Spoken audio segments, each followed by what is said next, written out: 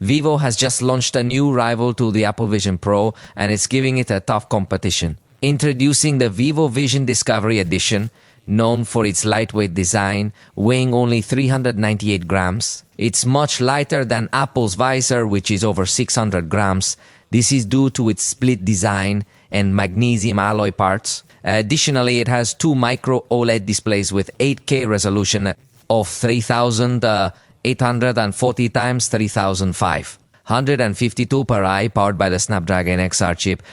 It offers a latency of only 13 milliseconds in the video, in step for a smooth transition between the real world and a virtual world. So practically the movements you see through the camera are going to be seen in real time. Vivo has not yet released this device because its strategy is for users to test it first in stores in China and then go on sale to the public. But it is said that its price could be around 10,000 yuan. That is about $1,395 at today. Its exchange rate, a price significantly lower than that of its Apple competitor. However, it should be noted that the operating system is developed by Vivo, which means that application compatibility might be significantly more limited. This is in contrast to other proposals like the one Samsung is reportedly developing in partnership with Google. I believe that Vivo has aimed to be ahead of the curve by introducing its own proposal. However, I must emphasize that despite the hardware being extremely powerful, incredibly appealing, and most importantly, very lightweight, the software aspect might pose a challenge for it on a global scale.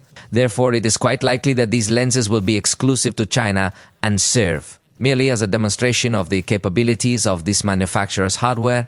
Hopefully, once Android XR is introduced, we will begin to see additional proposals emerging for these manufacturers to enhance compatibility.